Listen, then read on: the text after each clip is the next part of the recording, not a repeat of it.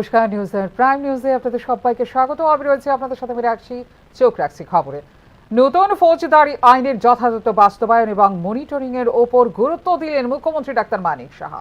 বুধবার হাপানিয়ার আন্তর্জাতিক মেলা প্রাঙ্গণের এক্সিবিশন হলে নতুন ফৌজদারি আইনের ওপর প্রথমবারের মতো আয়োজিত রাজ্যভিত্তিক প্রদর্শনীর আনুষ্ঠানিক উদ্বোধনে বিভিন্ন অপ্রয়োজনীয় আইনের ডিরেগুলেশনের ক্ষেত্রে প্রথম স্থানে রয়েছে ত্রিপুরা বলেও জানিয়েছেন মুখ্যমন্ত্রী।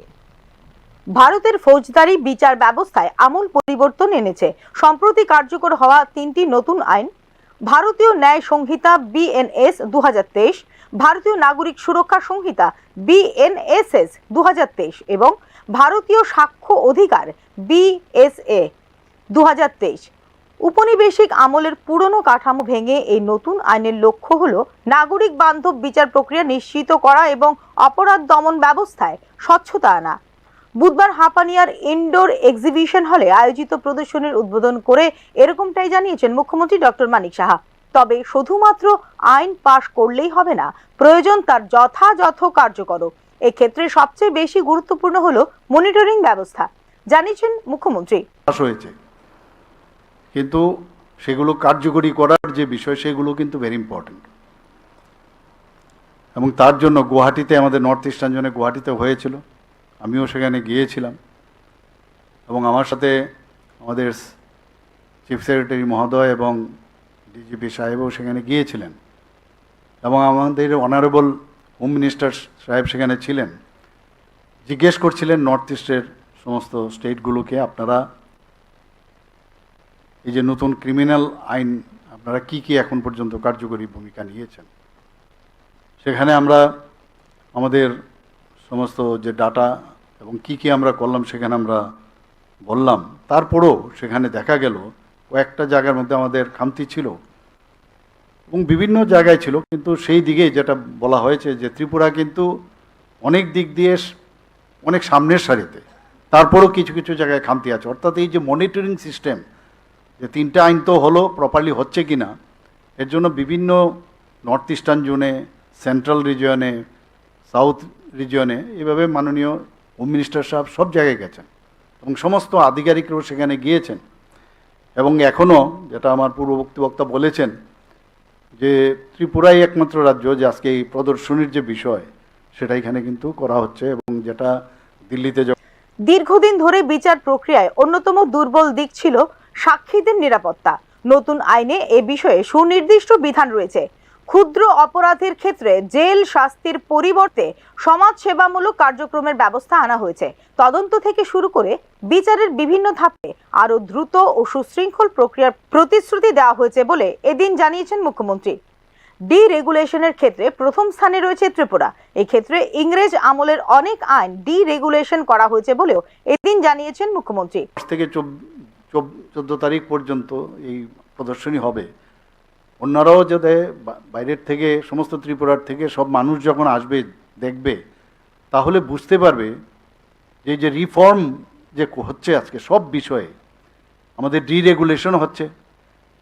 এই ব্রিটিশ আমল থেকে কলোনিয়াল যে আইন, সেগুলো আননেসারি পড়েছিল। কেউ এর আগে অনেক সরকার আমরা দেখেছি, আমরাও জানতাম না এতগুলো আইন যেগুলো অ্যাকচুয়ালি কার্যকরী ক্ষেত্রে কোনো কাজেই আসে না, সেগুলোকে পরিবর্তনের যে বিষয়, একটা যে মানে সব বিষয়েই আপ টু দ্য মার্ক হতে হবে এবং যা দরকার নাগরিকদের, তার উদ্দেশ্যে সব কিছু করা। এটা আমাদের যে বর্তমান আমাদের মাননীয় প্রধানমন্ত্রী শ্রী নরেন্দ্র মোদীজির নেতৃত্বে যে সরকার, সেটা কিন্তু আমরা দেখতে পাচ্ছি আজকে। আমরা ত্রিপুরা সরকারও সেভাবে আমরা করছি। ডিরেগুলেশনের বিষয়ে আমি যে কথাটা বলছিলাম, আমরা প্রথম স্থানে বিভিন্ন জায়গায় আমরা চলে এসেছি। ডিরেগুলেশন আমরা এতগুলো করেছি, এর মধ্যে ক্যাবিনেটে পাশ করিয়েছি। করার সুবিধা বিভিন্ন ডিপার্টমেন্টের বা বিভিন্ন যে ল ডিপার্টমেন্টই হোক বা অন্যান্য ডিপার্টমেন্টের, ইভেন ট্রান্সপোর্ট ডিপার্টমেন্টেরই হোক, সব জায়গায় আমরা যখন এগুলো আমরা মানে ডিরেগুলেট করলাম, আমাদের সম্মানিত চিফ সেক্রেটারি মহোদয় উনি খুব ভালো করে জানেন এবং উনি যখন ওখানে যান, ওনাকে সবাই অ্যাপ্রিসিয়েট করেন যে কী করে আপনারা এত তাড়াতাড়ি করে এগুলো করলেন। অনেক বড় বড় মেইনল্যান্ড যে সরকার আছে, যে রাজ্যগুলো, সেগুলো তারা। নতুন ফৌজদারি আইনের লক্ষ্য মহৎ হলেও বাস্তব প্রয়োগই আসল চ্যালেঞ্জ বলে জানিয়েছেন মুখ্যমন্ত্রী ডক্টর মানিক সাহা।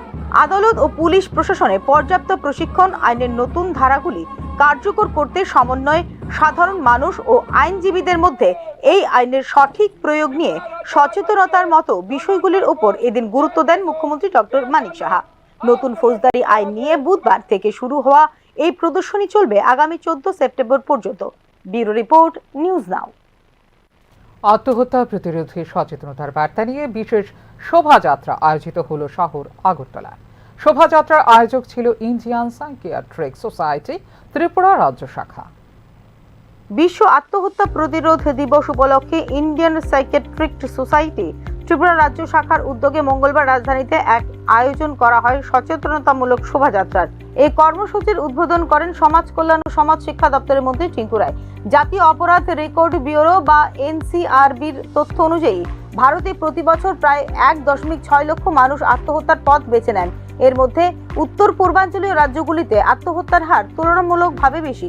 মানসিক চাপ, বেকারত্ব, পারিবারিক অশান্তি, আসক্তি এবং মানসিক রোগ এই প্রবণতার প্রধান কারণ।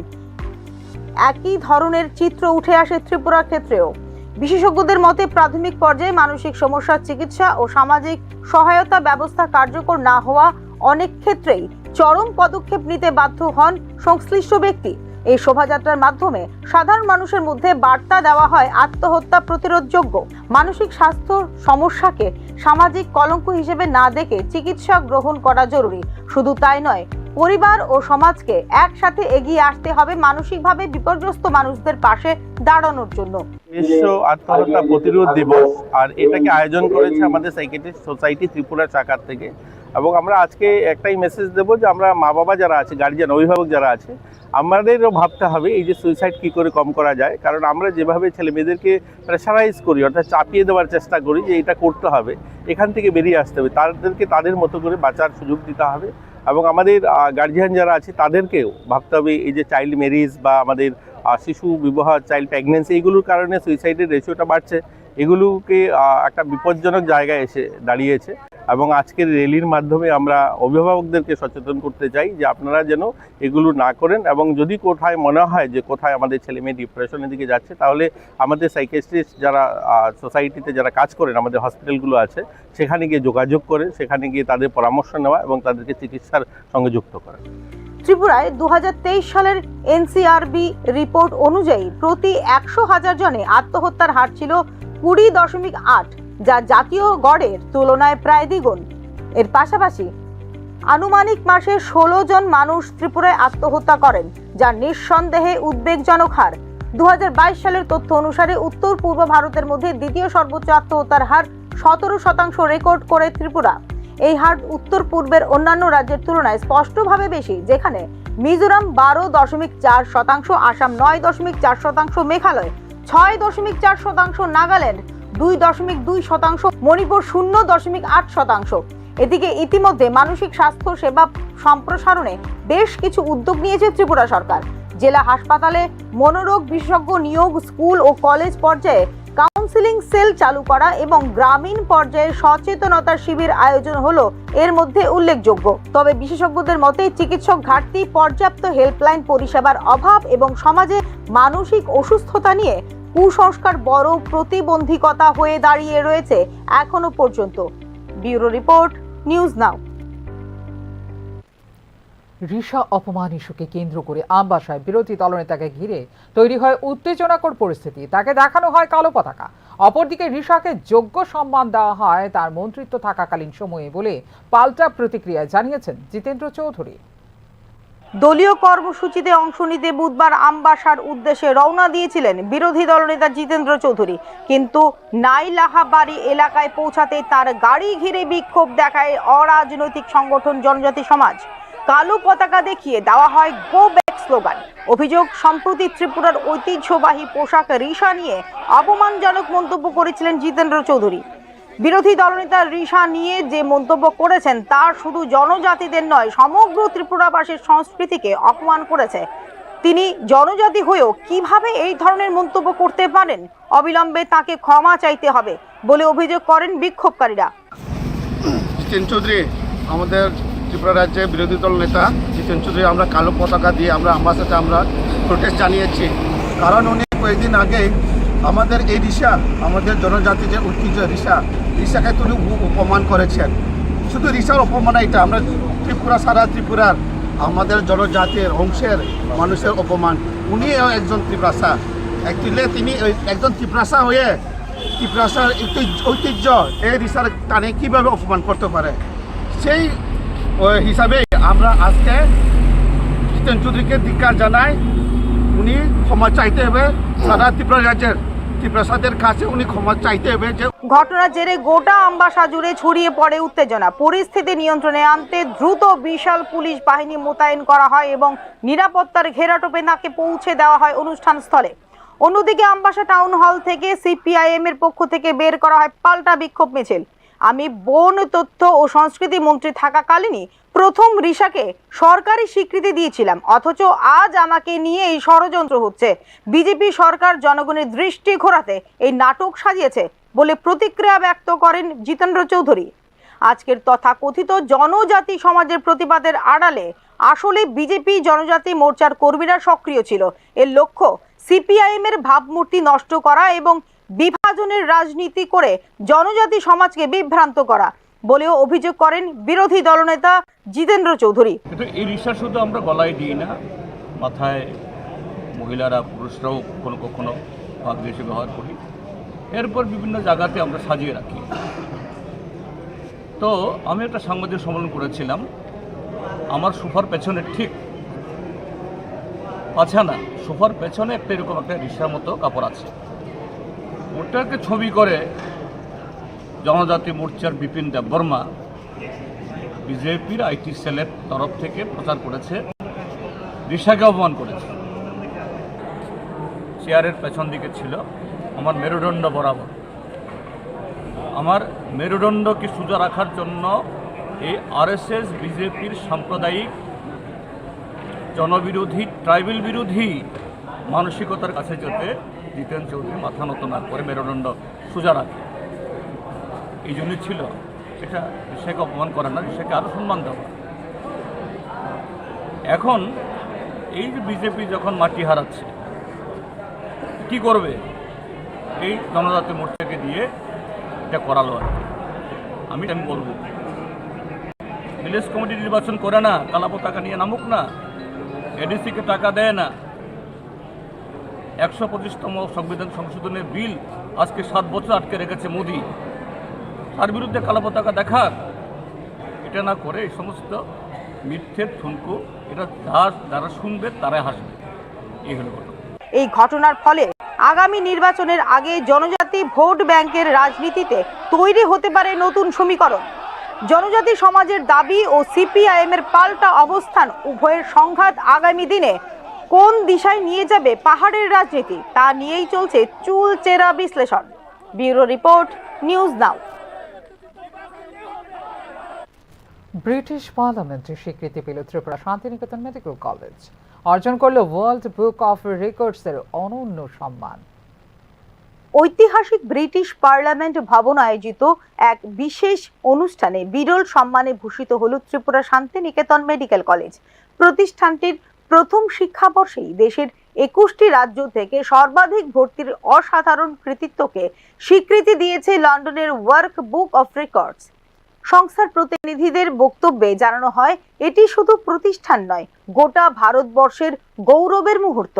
আধুনিক পরিকাঠামো, মানসম্মত শিক্ষা এবং পিছিয়ে পড়া অঞ্চলের শিক্ষার্থীদের ক্ষমতায়নের অঙ্গীকারই হলো এই সাফল্যের মূল ভিত্তি। উল্লেখ করা যেতে পারে, ত্রিপুরার রাজধানী আগরতলার কাছাকাছি মধুবনের রানীর খামারে অবস্থিত এই কলেজ গড়ে উঠেছিল এক স্বপ্নকে বাস্তবায়িত করার লক্ষ্যে। পিছিয়ে পড়া এলাকার ছাত্রছাত্রীদের জন্য আন্তর্জাতিক মানের চিকিৎসা শিক্ষা নিশ্চিত করাই হলো এই প্রতিষ্ঠান স্থাপনের মূল উদ্দেশ্য বলে জানিয়েছেন শান্তিনিকেতন মেডিকেল কলেজ কর্তৃপক্ষ। শিক্ষা স্বাস্থ্য সেবা কেবল পেশা নয়, এক পবিত্র দায়িত্ব। এই দর্শনকে সামনে রেখে এগিয়ে চলেছে এই প্রতিষ্ঠান। পাশাপাশি 2023 সালে শুরু হওয়া পজিটিভ বার্তা উদ্যোগের মাধ্যমে সমাজে ইতিবাচকতার বার্তা ছড়িয়ে দিতেও কাজ করছে কলেজ কর্তৃপক্ষ। অনুষ্ঠানে ওয়ার্ল্ড বুক অফ রেকর্ডস এর প্রধান সন্তোষ শুক্লা ও লন্ডনের দলকে ধন্যবাদ জানানো হয় বিশেষভাবে। চিত্ত জেথা ভয় শূন্য, চিত্ত জেথা শির, এই ভাবনায় অনুপ্রাণিত হয়েই সাহস, সহমর্মিতা ও দায়িত্ববোধকে সামনে রেখে এগিয়ে যাবে এই প্রতিষ্ঠান বলে জানিয়েছে ত্রিপুরা শান্তিনিকেতন মেডিকেল কলেজ কর্তৃপক্ষ। Bureau report, news now. পুর নিগমের 16 কোটি টাকার কেলেঙ্কারিতে এখনো পর্যন্ত কাউকে গ্রেফতার করতে সক্ষম হয়নি পুলিশ। এদিকে ঘটনা তদন্তে গতি আনতে এসআইটি গঠন করেছে রাজ্য সরকার। আগরতলা পুর নিগমের ব্যাংক অ্যাকাউন্ট থেকে হঠাৎ করে 16 কোটি টাকা উধাওয়ের 10 দিন অতিক্রম হতে চললেও এখনো পর্যন্ত কাউকে গ্রেফতার করতে সক্ষম হয়নি পুলিশ। রাজ্য রাজনীতিতে তোলপাড় ফেলে দেওয়া এই ঘটনায় প্রশাসনিক ব্যর্থতার চিত্র এখন স্পষ্ট। একদিকে জনসাধারণের করের টাকা নিয়ে তৈরি হয়েছে অনিশ্চয়তা, অন্যদিকে প্রশ্ন উঠছে এই কেলেঙ্কারির নেপথ্যে রয়েছে কারা, কেন একাধিক স্তরে নজরদারি থাকা সত্ত্বেও এই বিপুল অর্থ বেরিয়ে গেল। সেই প্রশ্নের উত্তর জানা নেই সাধারণ মানুষের। নিয়ম অনুযায়ী 3 জন ব্যাংক আধিকারিকের অনুমোদন ছাড়া বড় অঙ্কের চেক পাস হওয়ার কথা নয়, অথচ এখানে অনুমোদন পেয়েছে কোটি কোটি টাকার ফ্রড চেক। এত বিপুল অর্থ গায়েব হওয়ার বিষয়টি অডিটে কিভাবে ম্যানেজ করা হলো প্রশ্ন উঠছে তা নিয়েও।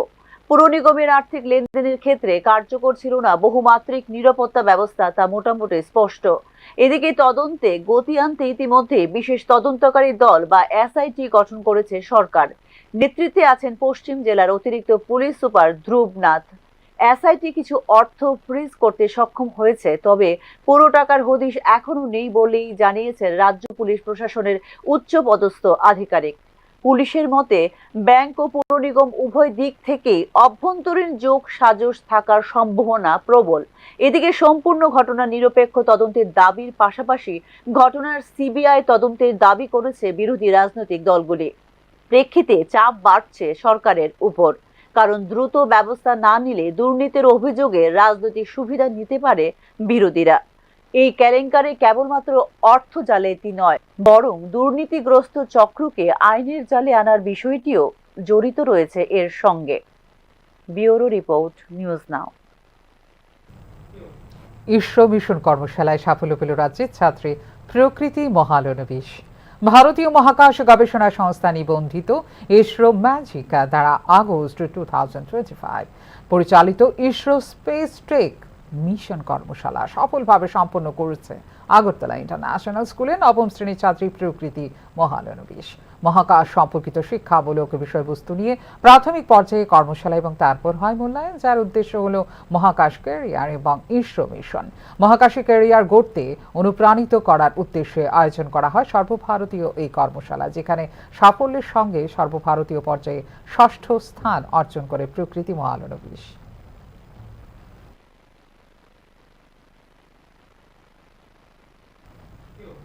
আন্তর্জাতিক স্বর্ণ পাচার ব্যবসার ভয়াবহ চিত্র উন্মোচন করেছে সীমান্তবর্তী সোনামুড়ার স্বর্ণ পাচার চক্রের দ্বন্দ্বে এক যুবকের হত্যাকাণ্ড। ঘটনার প্রেক্ষিতে উত্তেজনা ছড়ায় সীমান্ত শহর সোনামুড়ায়। সীমান্তবর্তী সোনামুড়ায় স্বর্ণ পাচার চক্রের দ্বন্দ্বে এক যুবকের হত্যাকাণ্ডে ছড়িয়েছে ব্যাপক চাঞ্চল্য। নিহত যুবকের নাম সুলেমান হোসেন, 22। মঙ্গলবার গভীর রাতে তাকে অপহরণ করে নির্মমভাবে খুন করে পাচার চক্রের সদস্যরা। বুধবার সকালে সোনামুড়া হাসপাতাল চত্বরে তার মৃতদেহ ফেলে যায় অভিযুক্তরা। অবস্থায় ছিলাম তখন খবর পাই যে একটা পেশেন্ট নিয়ে আসা হয়েছে, সেন্স নেই এরকম অবস্থায়।